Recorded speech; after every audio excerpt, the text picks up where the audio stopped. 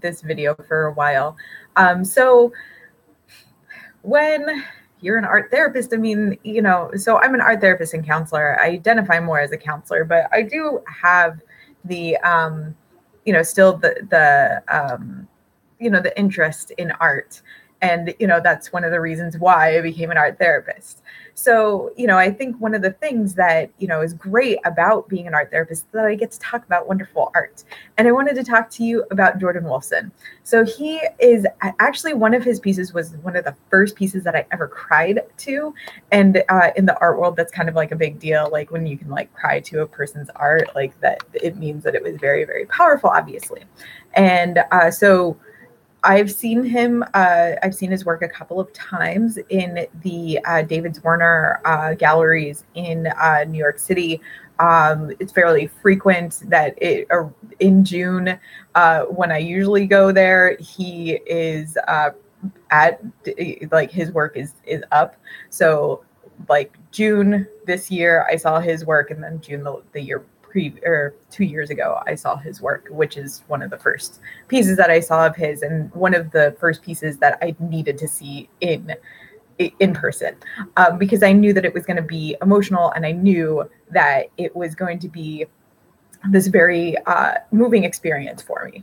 So, all right. So he writes that he is a painter. He likes to put things together and kind of like see how they work together. He also does quite frequently digital pieces. So I know one of the untitled pieces that he has is the one of the like it's a boy child looking or it's made out of buoys and some stuff from like I know someone like I wrote about it and someone was like, oh, it's like technicians, like sound technicians for huge stadiums. Like it's the very similar structures that they use. Actually, I think it's probably the same structures that they use. And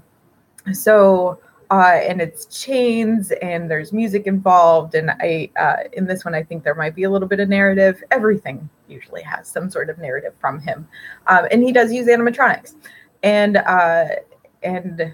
electric, right? Yeah, pieces, like electronic pieces. So like the eyes in this buoy child is, I think they move with you, like they see you. Like it's a very, very interesting piece. And, obviously I'm not describing it very well, but you can, go and find videos of his artwork.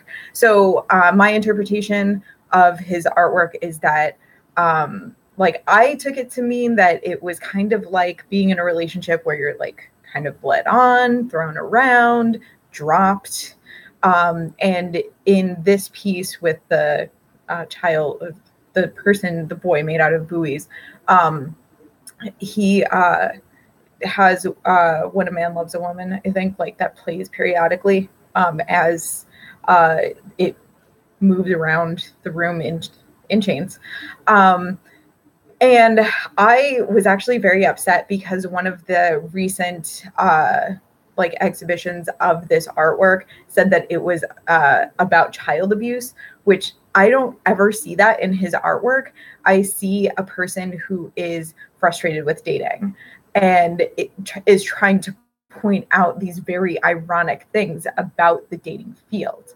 And so like, that's my interpretation of it. So like, it's about relationships where you feel dragged along and left and, dumped and, pulled up maybe. And, again, like the interpretation of it as child abuse was like terrible. Not what I saw at all. But like I think what makes his artwork like wonderful for me is that he takes things that are personal for him, obviously. And he talks about, I think, in one of his artist statements about how he tries to make these connections and he like just kind of goes along with it, And even one of his other artist statements, he's like, I have a relationship between me and my art. And like, I just try to like,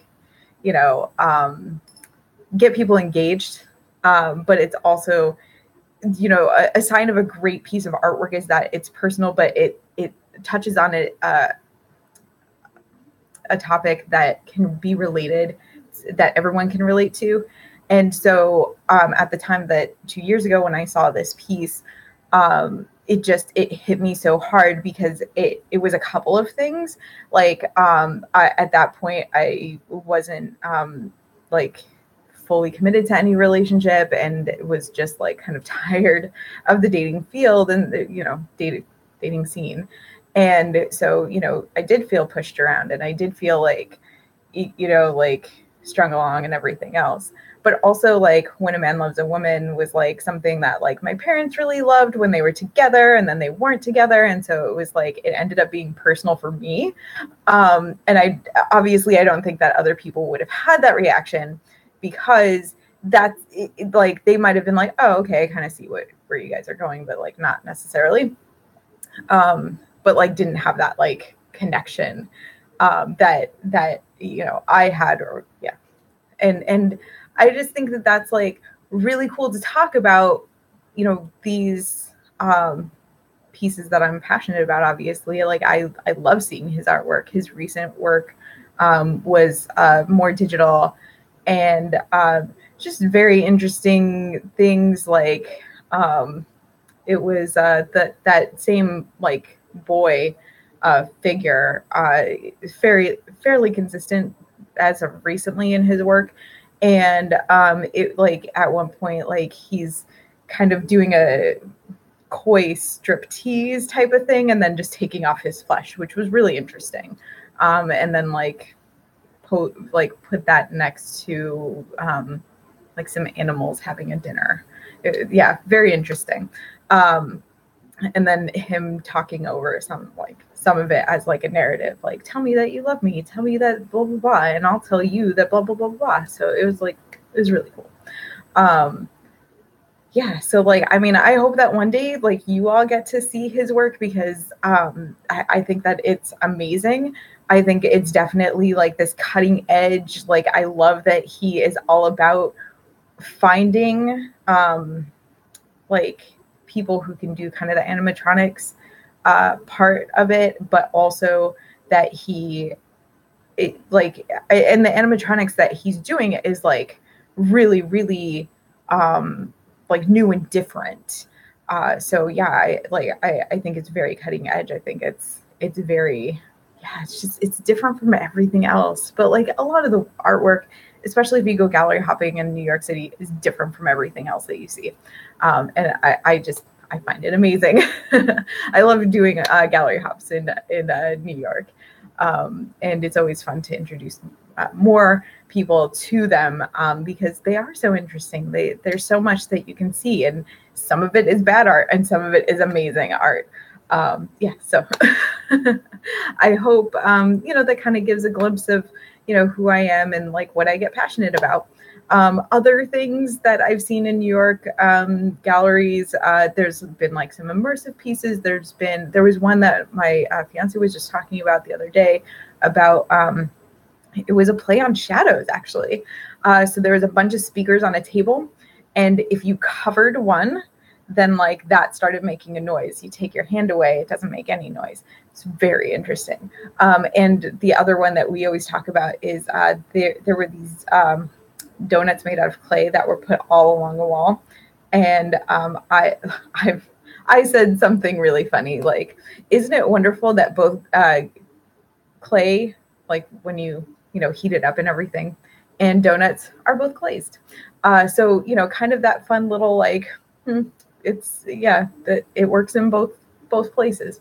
And then, you know, there's just some other pieces that I don't even know how to describe that I've really enjoyed too. And I hope that, you know, if there's ever a time when Open Studios comes to, you know, where you are, that you might go and check it out. Now, with Open Studios, that means that people who have studios in certain areas, and most likely, like, there might be a building in your city where a bunch of artists just kind of gather, rent their little studio spaces.